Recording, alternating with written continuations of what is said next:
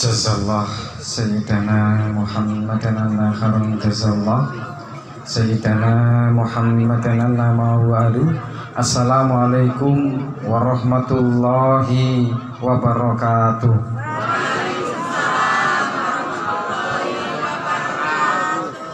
Kok lemes toh? Panas. Rendang Padang daun salam. Bu, wong ketua panitia pantune akeh kok. Aku yang duwe stok. Umpami enten pantun jenengan jawabe pripun? Caket. Rendang Padang daun salam. Sambal balado terasa pedas. Yang kencang jawab salam, saya doakan hutangnya lunas. Numpak skuter dodolan cengkeh sing banter utange akeh. Assalamualaikum warahmatullahi wabarakatuh. Misal begini mau, misal begini. Oke, panas Pak. Betul riwan. Riwan. Sketsa mriki ta? Nah. Dur. Penak ngeten iki.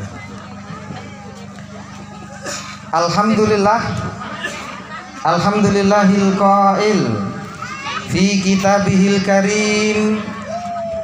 A'udzu billahi minasyaitonir rajim.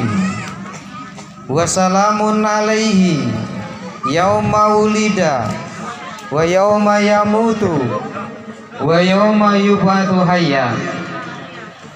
Wassalatu wassalamu ala sayyidina Muhammadinil qail man nasiya sholata alayya nasiya tariqal jannah wa ala alihi wa ashabihi wa mawala la haula wa la quwwata illa billah. Yang terhormat Ibu Kades Mendah, bener Bu ya. Jadi di dusun Kalirejo niki termasuk Mendah ya. Dusun pinten niki? Dusun 4. Yang terhormat staf yang sempat hadir, walaupun kita dengar tadi ada sebagian yang tidak hadir, tapi yang paling dasar pesan Bu Kades tadi apa Bu?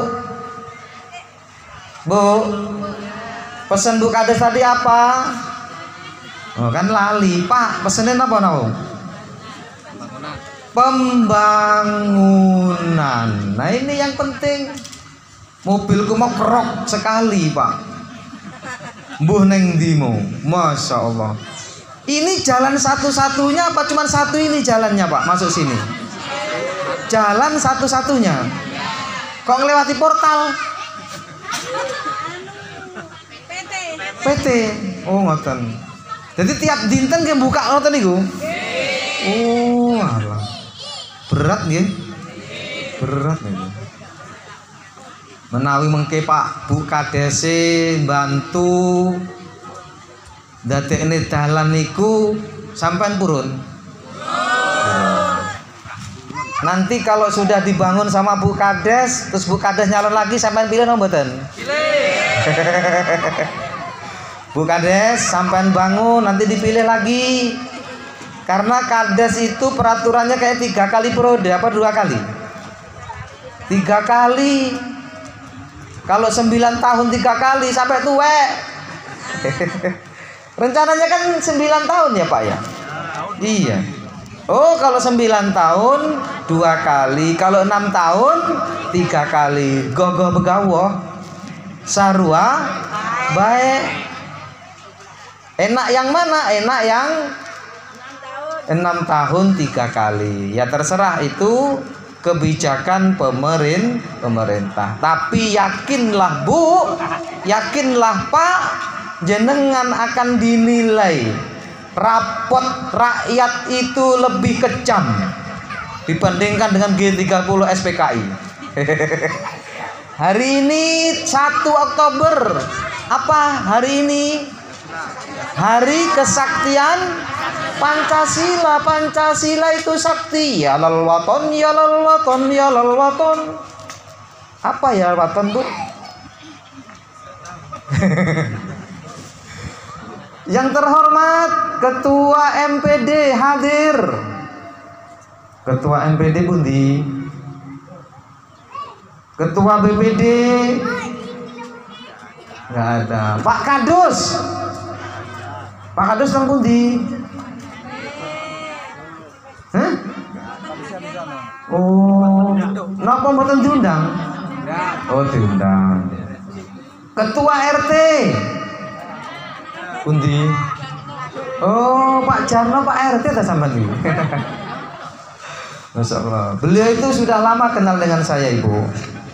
Di dunia antah berantah sudah kenal sama beliau ini. Yang terhormat Kiai Jamaluddin, pengasuh pondok pesantren Al-Fatah, yang kita nantikan wejangan dan fatwanya insya Allah.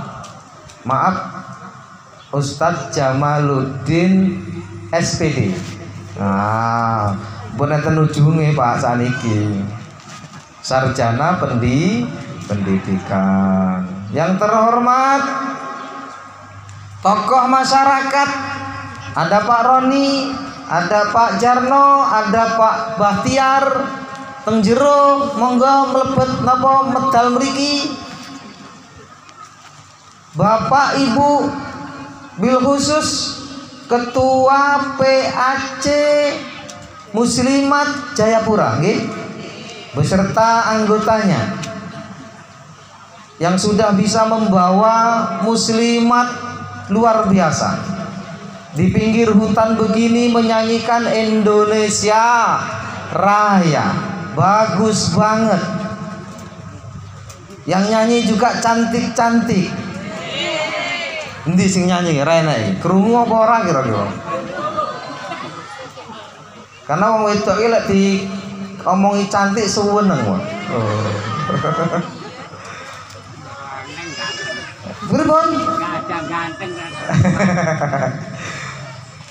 Insya Allah berkah atas kepemimpinan beliau, semua kenal dengan NU. Amin.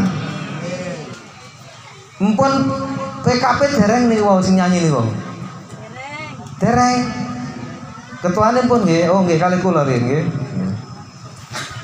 Hadirin hadirat yang tidak bisa saya sebutkan satu persatu, tapi yakin pagi menjelang siang ini semua kita diberkahi Allah. Amin ya rabbal alamin. Jenengan remen acara ngeten iki, sampean seneng acara seperti ini Bapak? Seneng. Senengnya terhadap acara apa seneng sama Rasul? Seneng sama Rasul. Bahkan nanti ibu dijamin di akhirat orang itu akan ditempatkan sama orang, bersama orang yang disenangi. Antama aman ahbabta, engkau nanti di akhirat bersama orang-orang yang engkau cintai. Jenengan cinta sama Michael Jackson, nanti jenengan sama Michael Jackson. Kayak ada perempuan di Indonesia, artis terkenal, sudah gadang neraka. Aku engko arep reuni neng neraka, lajulah. Wong neraka kok digadang loh, masya Allah. Naudzubillah, tsumma naudzubillah. Harusnya kita senang sama orang yang soleh, orang yang soleha, agar nanti di sana kita bersama orang yang soleh, orang yang solihah. Senang sama Rasul, nanti bersama Rasul. Bahkan di alam barzah pun kita bisa bertemu Rasul. Di alam barzah pun kita bisa ketemu sama orang yang kita cintai.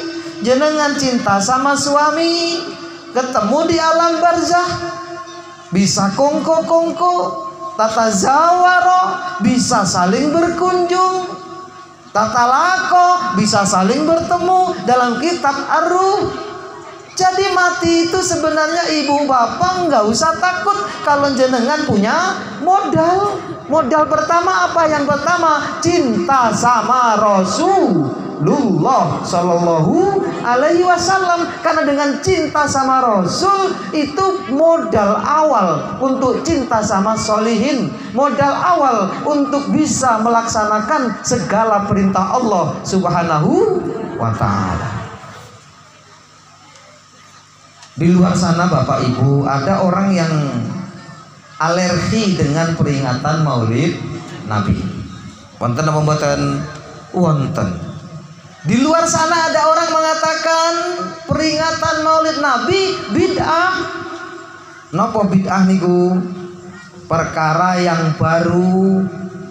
Dalile ya kursi tok kuwi kullu dolalatin, kullu bid'atin dolalah, kullu dolalatin finnar. Kemana-mana bawa itu. Padahal Masya Allah, ulama sering mengatakan al-ihtifal li maulidir rasul la yahtaju ila haditsin sahih walakin yahtaju ila qalbin sahih. Mengadakan peringatan Maulid Nabi tidak perlu dalil yang sahih, hanya membutuhkan hati yang sahih. Hati yang sahih itu hati yang sehat. Hati yang sahih itu hati yang sehat. Hati yang sehat, hati yang penuh cinta. Kita nggak boleh mengatakan anta badrun, anta samsun, anta badrun. Nggak boleh ngomong begitu. Berlebihan itu kata mereka yang tidak mau menyanjung Rasul. Yang namanya cinta itu bebas ibu bapak, mau ngomong apa bebas. Jenengan bapak-bapak pulang dari kerja, istrinya sudah cantik, misal nih Pak, sudah mandi, sudah wangi. Kalau orang Kalirejo sini, kalau suaminya pulang dari pabrik, wangi apa wangi? Bu, wangi nopo wangi? Wangi nopo bau balsem? Bau balsem.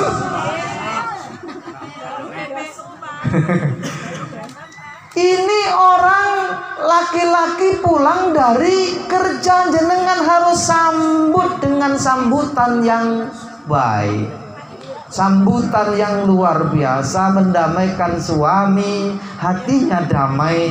Saat suami hatinya damai, dia akan mengatakan, istriku, hari ini lelahku habis karena melihat wajahmu seperti rembulan. Boleh nggak?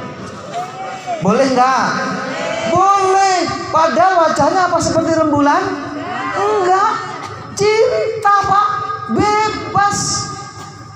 Apalagi dulu waktu jenengan masih pacaran tahun 90, 80 ke sana, belum ada WA, belum ada SMS, belum ada Instagram, belum ada Facebook, belum ada apalagi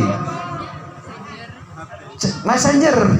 Belum ada semua. Pakai apa dulu kalau kita kangen Bapak? Surat. Ke toko beli kertas yang pink. Iya ya. Kertas pink itu wangi apa wangi? wangi ditulisi kepada yang melayanglah itu sudah di bawah rembulan yang penuh dengan suara jangkrik. Misal aku tulis tulisan yang baik ini untukmu di sana, semoga engkau merasakan apa yang aku rasakan, hai bidadariku. Oh. Dilipat, surat itu dilipat, ibu. Lipatnya nggak kayak ngelipet sekarang, ada polanya. Terakhir 4 kali 4 16, sempat nggak sempat harus dibalas. Nah, masih ingat ini ibu-ibu ketawa-ketawa. Mengatakan istrinya, calon istrinya itu, bidadarilah, engkau harapanku lah. Kalau aku nggak menikah sama kau, mati aku. Mati aku kalau nggak nikah sama kamu. Itu lagi kasmaran, ngomongnya ngelantur. Kenapa ngelantur? Gila, cinta itu gila. Apa sih al-hub? Mailul qalbi wa intizabu ilal mahbub. Yang namanya cinta itu kecondongan hati dan kegilaan terhadap kekasihnya. Gila loh wong cinta gue. Wis diomongi, kalau calonmu ki lho akeh jerawate. Apa dia bilang? Jerawat itu tidak masalah bagiku. Oh. Jerawat itu bagi saya adalah seperti rembulan. Tai kucing rasa coklat. Itu kalau sudah cinta incidab, gila. Cinta itu gila, lawang, gila. Memang begitu. Nah, kita cinta sama Rasul, ada kegilaan boleh nggak? Boleh kok, kita cinta kok. Anta samsun, anta badrun, iksiru wa ghali. Apa iksiru wa ghali? Mutiaraku, engkau ya Rasul, mutiaraku. Ini bukti kita cinta sama Rasul. Mau ngomong apa nggak apa-apa. Wong cinta nggak perlu dalil yang sahih, meskipun ada dalilnya. Peringatan Maulid Nabi ada dalilnya nggak? Ada, Bu. Bahkan di dalam Al-Quran itu ada, meskipun nggak langsung sama Rasul Muhammad. Buka di surah Maryam ayat 15. Wassalamun alaihi yauma wulida wa yauma yamutu wa yauma yub'atsu hayya. Dan keselamatan atasnya, ini dhamir kembali kepada Nabi Isa. Yauma wulida, hari di mana ia dilahirkan. Wa yauma yamutu, hari di mana ia dimatikan. Wa yauma yub'atsu hayya, dan hari di mana ia dibangkitkan. Allah mengucapkan selamat kepada Nabi Isa. Kapan Isa dilahirkan, kapan Isa dimatikan, dan kapan Isa dibangkitkan di akhir zaman untuk melawan Dajjal dan Ya'juj Ma'juj. Itu gak kita ceritakan, panjang dari situ. Intinya Allah mengucapkan selamat. Wassalamun alaihi ini maknanya happy birthday to you. Jenengan boleh nggak ngucapin selamat ulang tahun sesama kawan? Boleh. Ada masalah apa? Nggak ada masalah. Wong mengucapkan selamat ulang tahun. Happy birthday to you, happy birthday to you, happy birthday, happy birthday, happy birthday to you. Selamat ulang tahun, selamat ulang tahun, selamat ulang, selamat ulang, selamat ulang tahun. Potong kuenya, potong. Boleh. Yang nggak boleh itu sampai ulang tahun nanggap organ, joget-joget, telanjang. Yang nggak boleh. Kalau happy birthday terus selamat ulang tahun, potong kuenya, setelah itu doanya doa nur buat, boleh nggak? Boleh. ngundang ustadz ceramah-ceramah sedikit biar inget bahwa hari ini hari kelahiranmu itu adalah tonggak sejarah bagi hidupmu. Berarti engkau tambah usia angkanya, tapi jatahmu di dunia ini berkurang. Nanti dinasihati tuh sama Allah, sama ustadznya. Baik apa baik? Baik. Rasul juga begitu. Memang Rasul nggak memperingati, tapi secara implisit Rasul memperingati. Contohnya apa? Rasul puasa Senin, Kamis. Saat itu ada sahabat yang bertanya, lima tasumu ya Rasulullah, kenapa engkau puasa ya Rasul? Hari Senin itu kenapa engkau puasa ya Rasul? Yauma wulidtu, di hari Senin itu aku dilahirkan. Ada enggak dalilnya Bapak? Ada. Biarkan mereka ngomong, tetapi kita tetap memperingatinya. Kenapa? Karena bukti kecintaan kita salah satunya. Dan juga harus banyak bersolawat.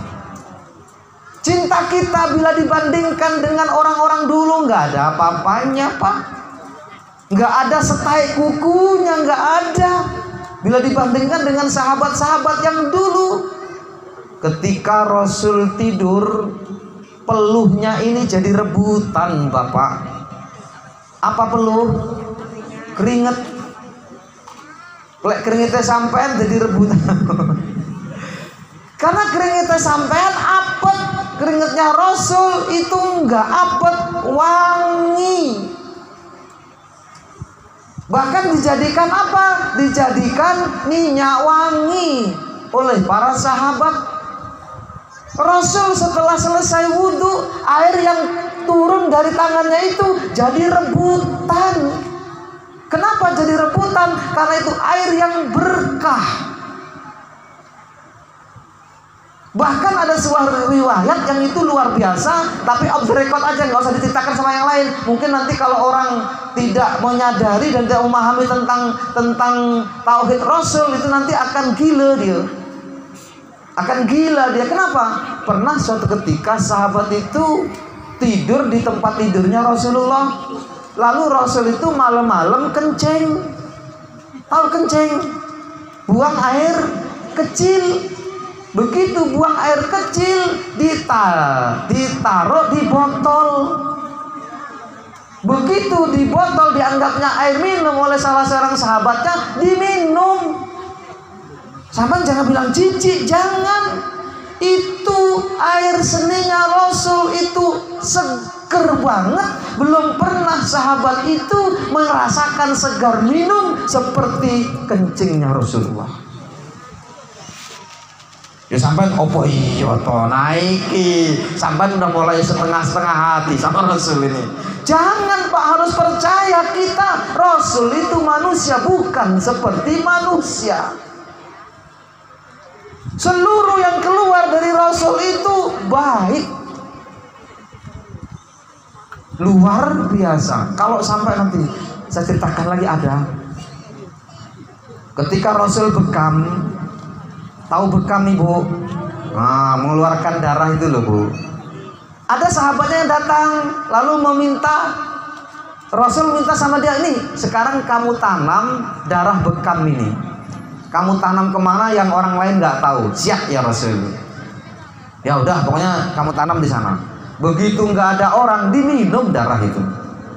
Padahal kita tahu darah itu hukumnya najis. Tapi darah Rasul nggak najis Bu. Oleh sahabat ini diminum, lalu kemudian pulang kembali ke Rasul. Ya Rasul, sudah selesai, sudah saya tanam di tempat yang tidak ada orang tahu. Curiga ini Rasul nih. Hei sahabatku, kemana kau menanamnya? Enggak, di sana tadi. Jangan bohong. Kau kemanakan darah itu? Aku minum ya Rasul. Rasul marah? Enggak.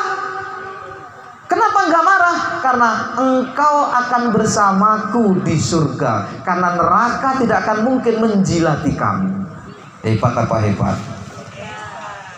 Bahkan ada Ibu, dalam sebuah riwayat di kitab Ad-Durrul Mandud, Kitab Ad-Durrul Mansur itu kitab yang isinya sholawat. Salah satunya di halaman 184 itu disebutkan ada seorang yang kaya raya mati. Lalu yang kaya raya ini punya 2 anak laki-laki dan harta yang nilainya 30 miliar kalau sekarang. Dan ada lagi tinggalan orang tua mereka 3 helai rambut Rasulullah.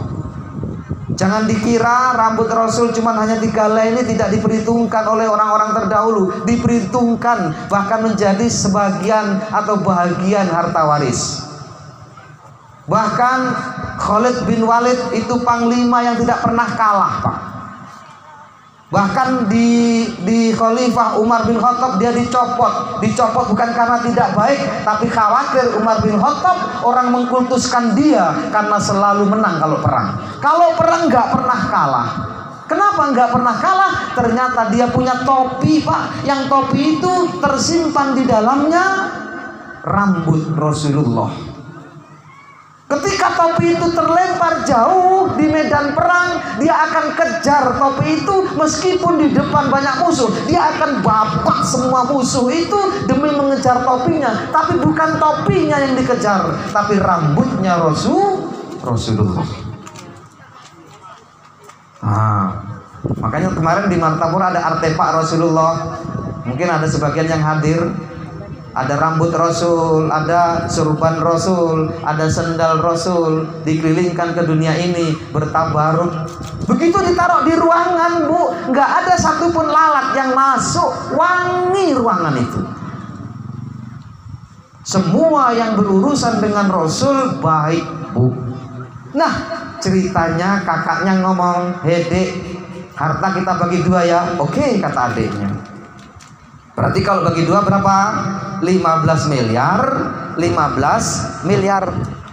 Yang kakaknya ini bingung, 3 helai rambut ini mau dikemanakan? Ya udah deh, gini aja, 1 rambut untuk saya, 1 rambut untuk kamu, yang 1 dibagi, dipotong maksudnya. Si adiknya nggak tega, ini rambut Rasul Kak, jangan dipotong. Saya nggak tega kalau dipotong, biarlah rambut ini untuk saya mau balas apa? Kakaknya ini agak rakus. Ya sudah, 15 miliar ke sini, rambut untuk kamu 3-tiganya. Kira-kira jenengan pilih rambut 3 helai atau uang 30 miliar? Ini nggak cinta Rasul gitu namanya. Kakaknya milih 30 miliar, adiknya milih 3 helai rambut Rasulullah. Ini dalam kitab disebutkan demikian. Di dalam gak terlalu lama waktu bangkrutlah kakaknya ini, dan adiknya itu selalu dibawa ketika rambut Rasulullah itu ditaruh di sakunya, dikeluarkan, kemudian bersolawat sallallahu ala Muhammad, dimasukkan lagi, dikeluarkan, dicium, bersolawat lagi. Ternyata apa? Dari rambut yang dia cium dan bersolawat itu, Masya Allah, perubahan ekonominya luar biasa, hingga dia kaya raya melebihi kakaknya yang punya 30 miliar itu. Dan kakaknya meninggal, dia pun meninggal. Singkat cerita, ada seorang yang soleh bermimpi bertemu dengan Rasulullah, dan Rasul mengatakan kepada orang yang soleh itu, "Hai, beritahukan kepada masyarakat, siapa orang yang pengen hajatnya baik, hajatnya terkabul, tolong ziarahi si Fulan itu." Si Fulan ini maksudnya adalah adik dari kakak itu, yang dia saat hidupnya menyimpan 3 helai rambut Rasulullah. Jadi apapun yang di Rasulullah itu baik semua, Ibu. Bahkan pernah sahabat itu bingung, punya hutang banyak. Bu, sampai bingung punya hutang? Bingung. Siapa sing diutang, Bu? Dulu ada sahabat, Bu, punya hutang banyak banget sama orang Yahudi. Jatuh tempo. Ngerti jatuh tempo, Bu? Harus bayar hari itu, ditungguin di rumahnya. Lalu sahabat ini melapor kepada Rasulullah, "Ya Rasul, aku punya hutang ya Rasul. Aku juga gak punya uang," kata Rasul. "Tapi gimana ya Rasul, saya itu punya kebun. Kebunnya itu meskipun saya panen sekarang itu nggak cukup. Kalau saya panen barangkali hanya bisa untuk membayar sepertiganya saja. Sepertiganya saja. Rasul juga bingung. Mana kebunmu? Datangi sama Rasul kebunnya itu. Orangnya masih nunggu ini. Nunggu pokoknya dia nggak pulang kalau nggak dapet duit. Ini biasanya siapa ini? Rentenir. Kalau rentenir itu Bu, kalau belum dapat nggak pulang, itu rentenir. Ada di sini. Alhamdulillah. Kalirejo dasar, tepuk tangan untuk Kalirejo. Di Martapura banyak banget rentenir itu. Kalau nggak dapat duit nggak pulang. Bahkan sekarang ada itu kelompok-kelompok ibu-ibu ini berkumpul 10 orang. Nanti kalau dia itu nggak ada yang lunas semua, harus lunas hari itu. Ada? Goh-goh begawoh.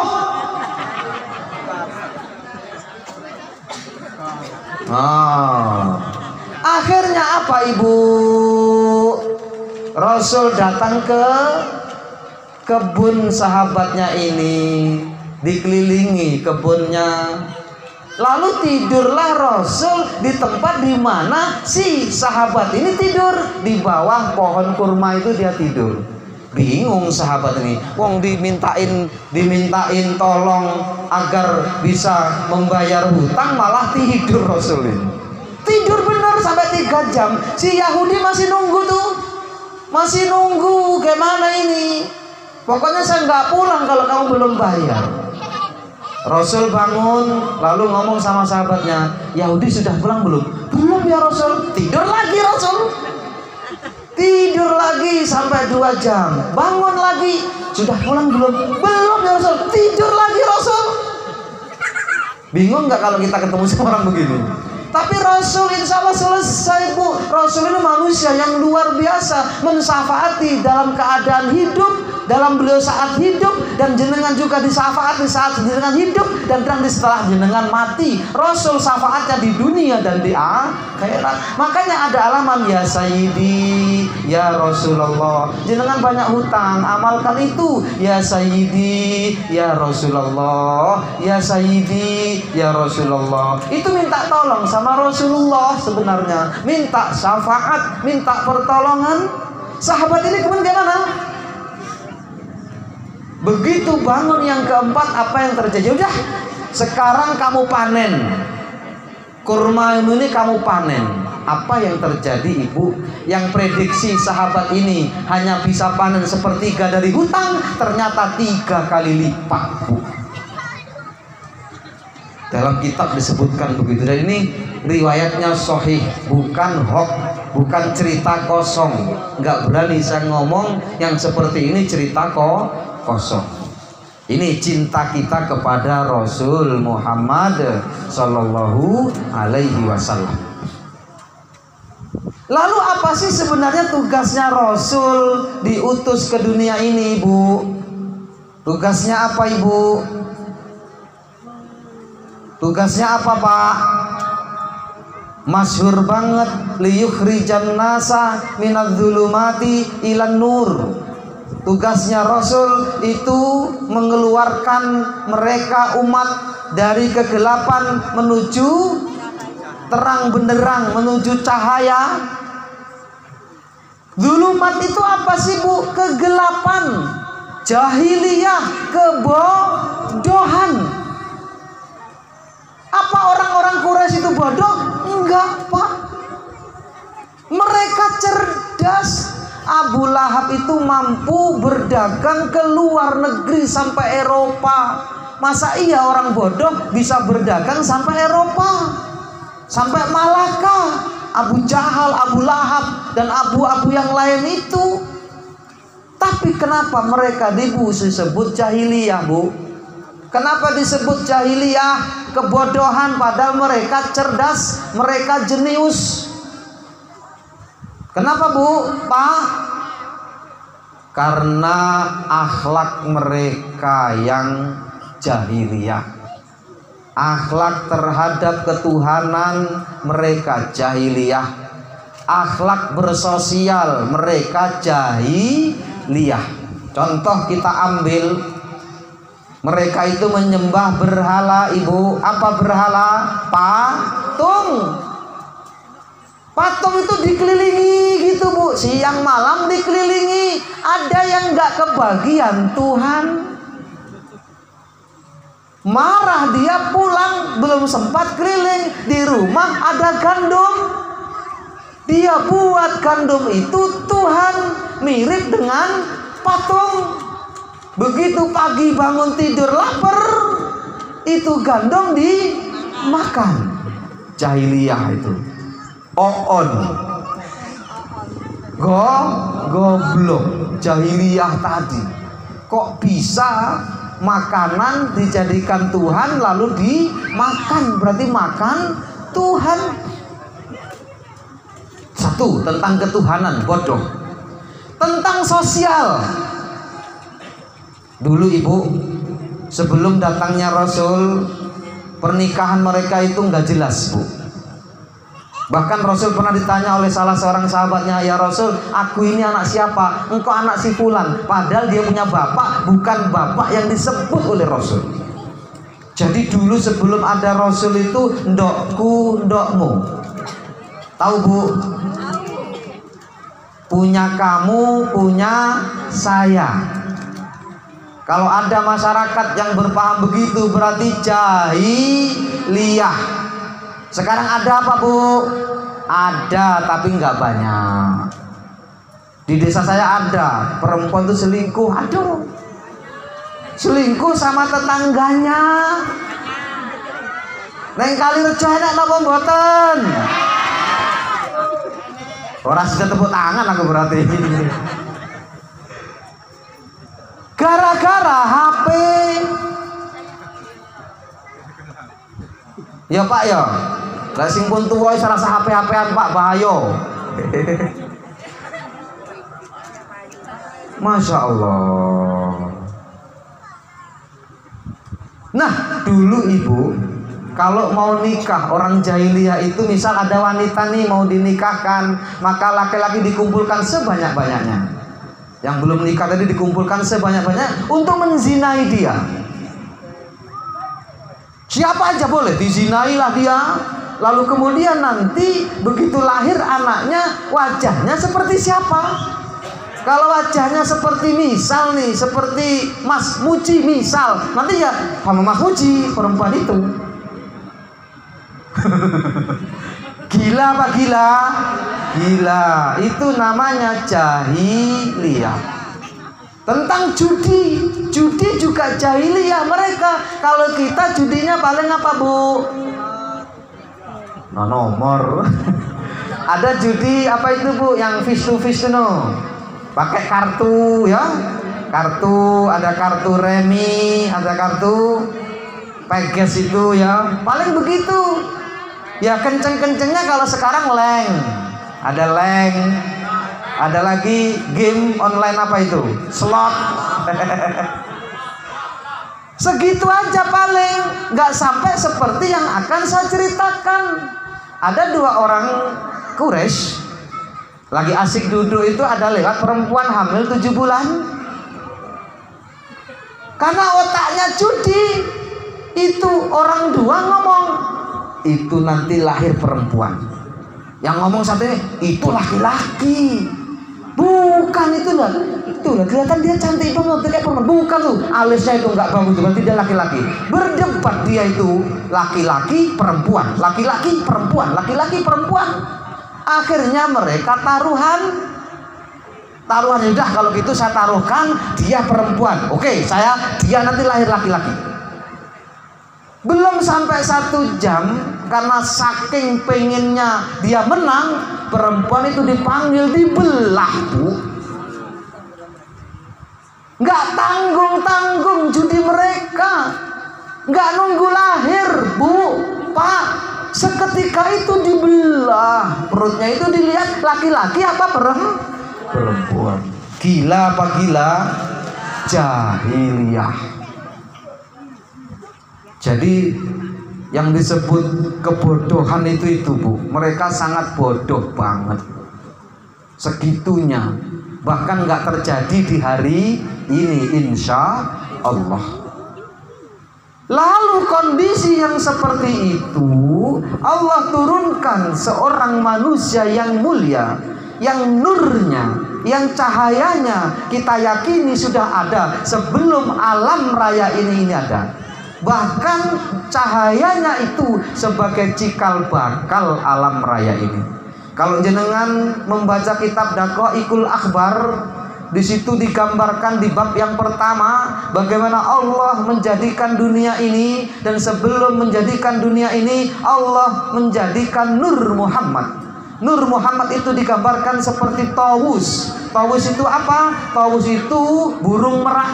Dari burung merak ini keluar keringat, dan salah satunya adalah keringat yang keluar dari keningnya itu menjadi nabi-nabi. Keluar yang keringat dari pipinya sebelah kanan itu akan jadi umat Rasulullah. Keringat dan semuanya itu digambarkan dari titik cahaya Rasul, menggambarkan alam raya ini. Makanya sampai Allah berfirman dalam hadis, laula kaya Muhammad ma khalaqtul aflaq. Kalau tidak karena engkau hai Muhammad, tidak aku ciptakan alam raya ini. Jadi alam raya ini adanya karena Nur Muhammad Sallallahu Alaihi Wasallam. Sampai di sini, nggak terlalu panjang, nanti nggak selesai.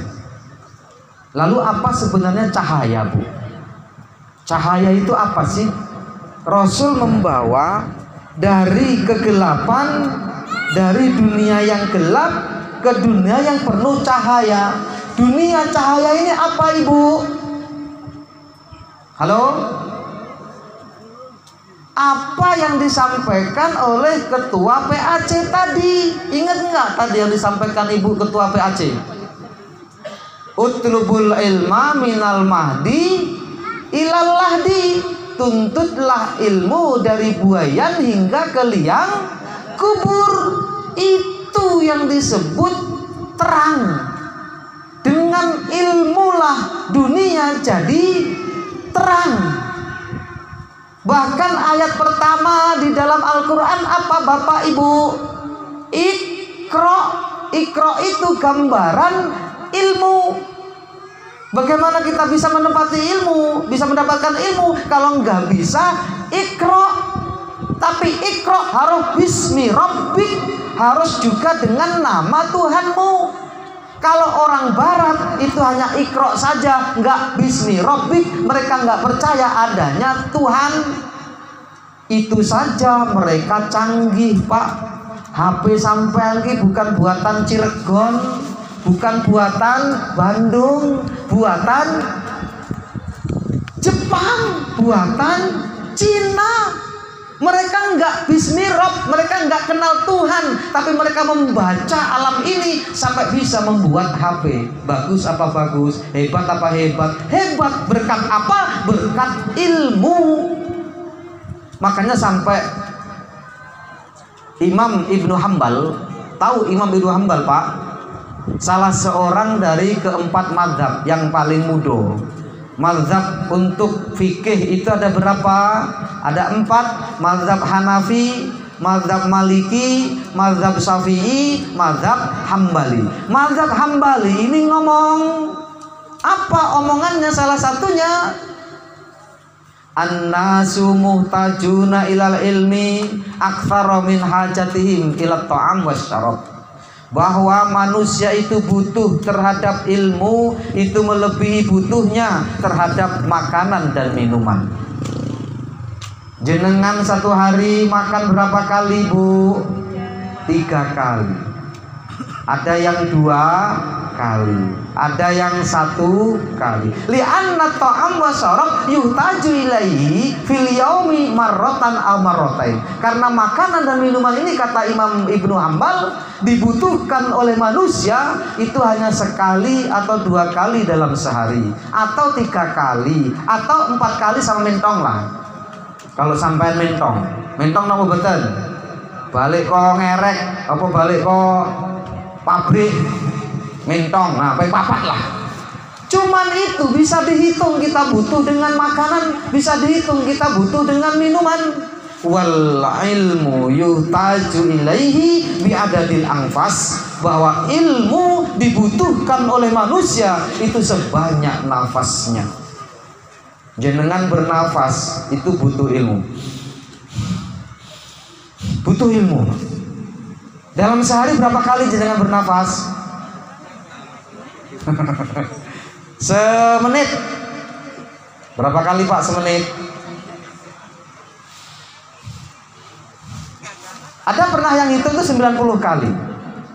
Semenit 90 kali, sejam 90 dikali 60. Sehari berapa? Seminggu berapa? Setahun berapa?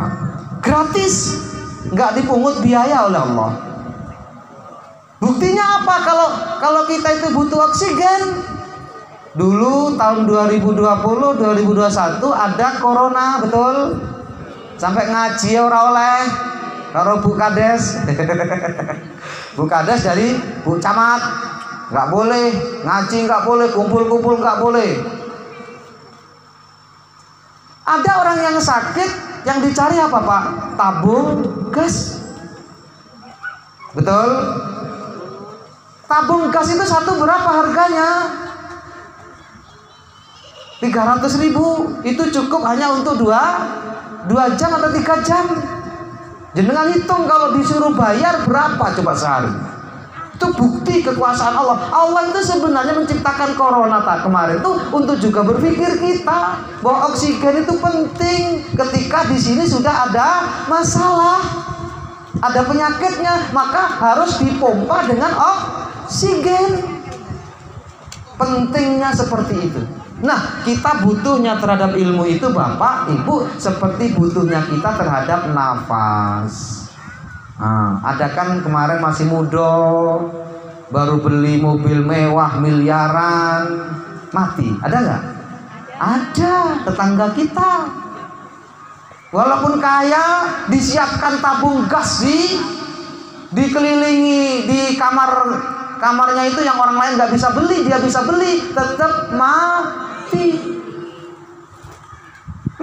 Bu. Wong sugih mati, wong melarat mati, wong sugih mati, wong melarat. Bu Kades, Pak RT mati, Pak Bu Kades mati oleh Pak RT. Pak Presiden mati, Pak Bupati mati, Pak Ustadz banter menbobo. Agak terakhir Pak Ustadz tuh ngurusi sampean mati Bu. Nah, jadi Ibu, kita butuh ilmu sebanyak nafas kita, dan bukti kita mati kalau nafasnya sudah diberhentikan oleh Allah Subhanahu wa Ta'ala. Jenengan bangun tidur butuh ilmu apa mboten? Butuh apa doa bangun tidur? Alhamdulillahilladzi ahyana ba'dama amatana wa ilaihin nusyur. Masuk kamar mandi apa doanya? A'udzubika minal khubusi wal khaba'ith. Mau mandi karena semalam sepak bola sama suami, mandi wajib, apa doanya? Lu sampai ki jadi rasa tau dongo sampean. Apa dongane? Artinya kita butuh ilmu dari detik itu kita butuh ilmu, dan ilmu yang paling dasar ya ilmu zikir. Mau kumpul suami ada doanya, biar apa? Biar menjadi anak yang soleh. Jenengan pengen anak yang soleh solehah, ada caranya, ada ilmunya. Bagaimana kalau dia sedang tidur, jenengan bisa sholat di sampingnya, lalu dikirim Fatihah 41 kali.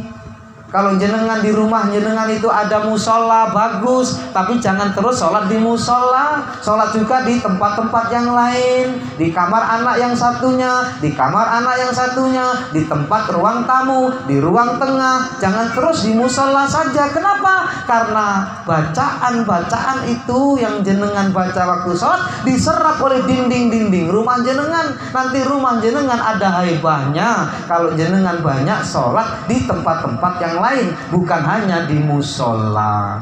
Agar apa? Rumah itu teruqyah. Kalau rumah teruqyah, secara otomatis damai, adem.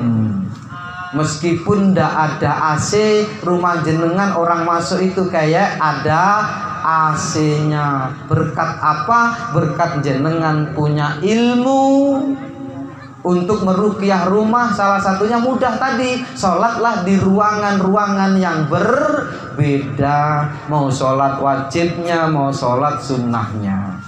Ilmu itu.